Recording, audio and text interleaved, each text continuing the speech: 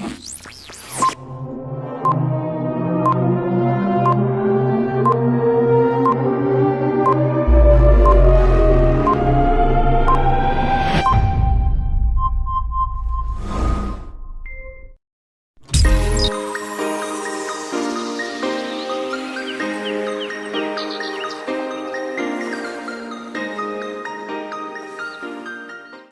day everyone! Have a blessed morning to us. Welcome to our discussion.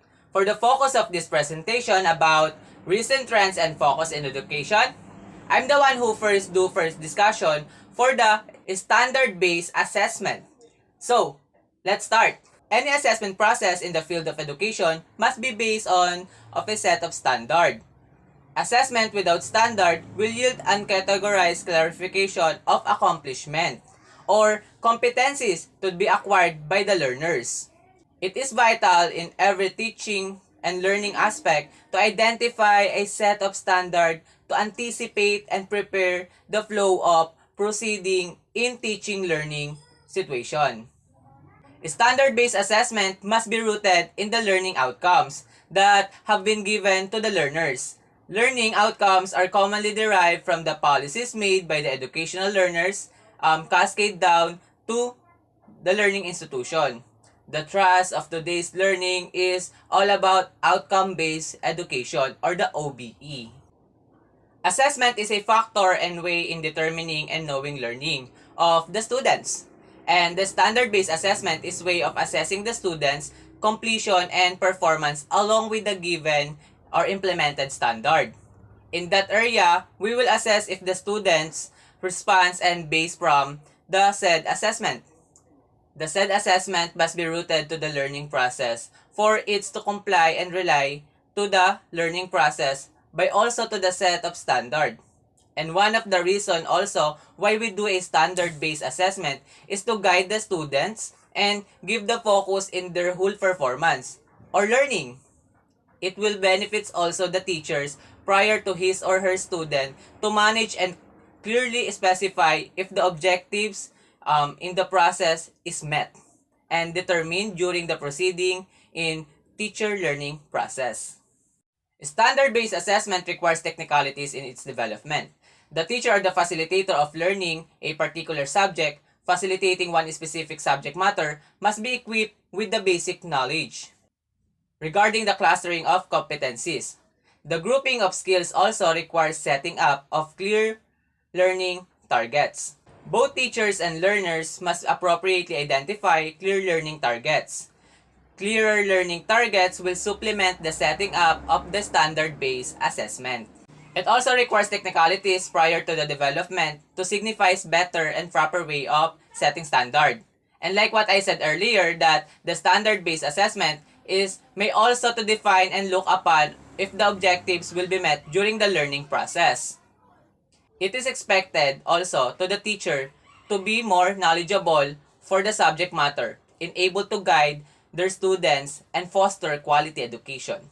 The standard-based assessment is enabling them to clearly define the goals and target in learning process.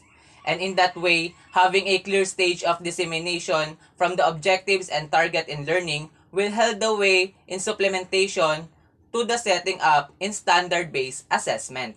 It's just because standard-based assessment is depending to the set of predefined statement in which to outline different levels or standards of achievement in a subject enrolled, offered program, course, or assessment components.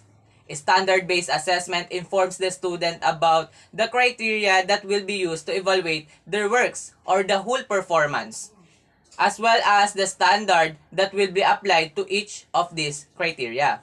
It informs the pupils or the children or the students, the learners, about the expected level of performance and allowing you to compare students based on their achievement of the criteria. Because the standard-based assessment is a measurement to the student learning and progress and skills development. It promotes fair competencies in determining, achieving the set goals and target in learning. It's a evaluation to the student's understanding upon with the set standard by articulating what they need to know and be able to do. You may provide for information about what you anticipate your student to achieve. Give your students with more concrete guidance. And also to provide more efficient feedback to pupils, to your students, regarding to their performance by implemented standard in assessment being used in criteria and standards. Furthermore, this assessment, the standard-based assessment, come up with the guidance to the learners in pertaining with the importance of assessment and learning. Uplift them in understanding and having a deep knowledge in the set goals, target learning, and standard to foster a stable and constant grading. And also, I think that after doing a standard-based assessment and enabling a meaningful learning experience to the students prior to the standard-based assessment, in every end of performance or activity, we should always assess and evaluate the performance of our students and able to give an feedback. Why? Because we should evaluate each performance, know the lackings and the strength, and provide an approach to develop and turn that lacks into sufficient and enough. Means valuing their effort, looking for the fair evaluation, provide an action for progress and development. Because we do assessment for improvement and development.